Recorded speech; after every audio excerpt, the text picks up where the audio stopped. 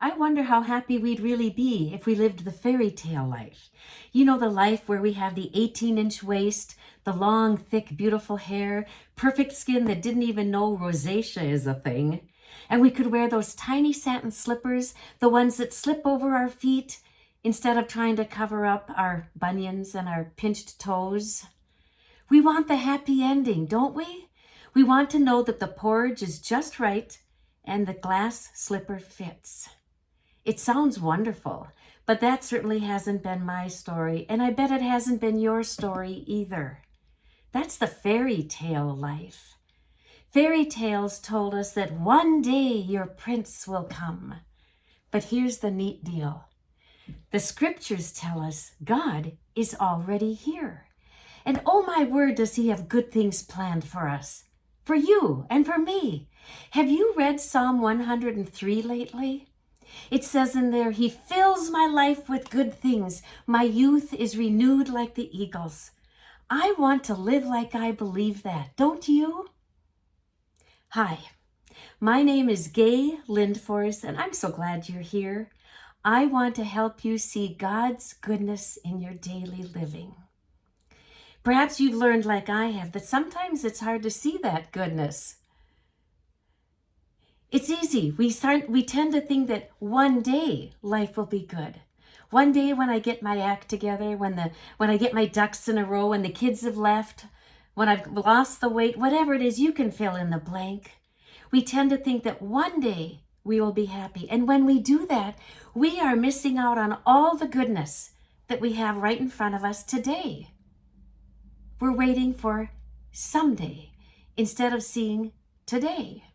It's basically the modern version of Prince Charming, isn't it? Which brings us to Snow White.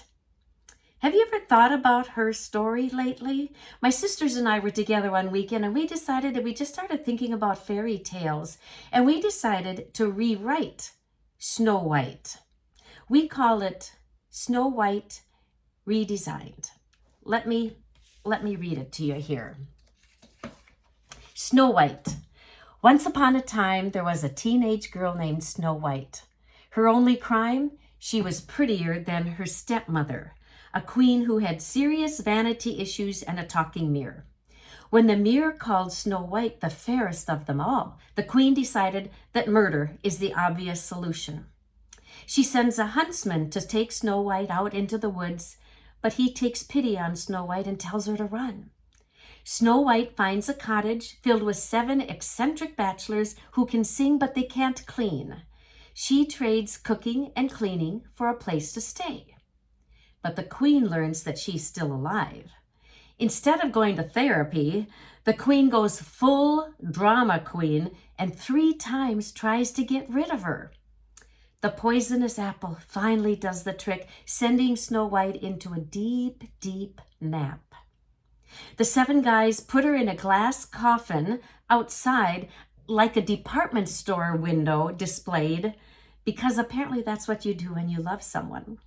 Well, enter Prince Charming.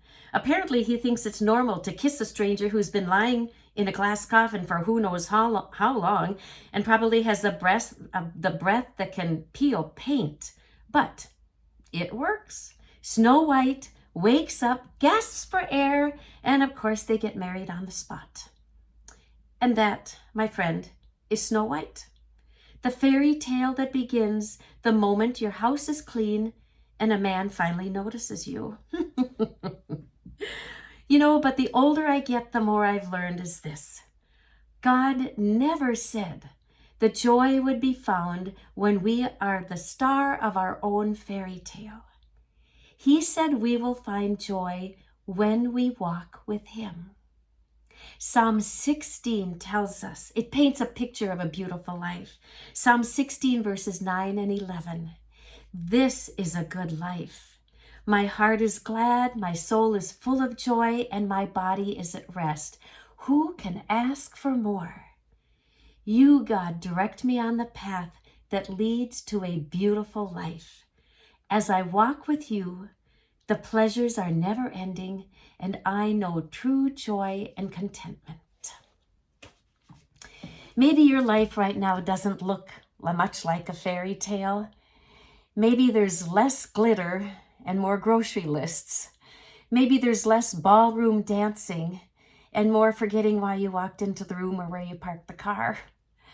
But I truly believe this: no castle, no prince, no someday could ever compare to the joy of walking through ordinary life, ordinary days with this God who delights in us. That sounds like a much better ending to me, don't you think? And maybe that's what this beautiful life is. It's not escaping the ordinary life. It's discovering the goodness right in the middle of it. I hope this little note encouraged you today. If you're looking for some more encouragement, I've got a free ebook I'd love to share with you, especially if you're wanting to start again.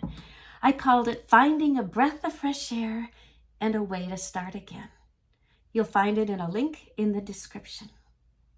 God has good things planned for you in your very ordinary, everyday life. I'm so glad you're here. I'll see you next time.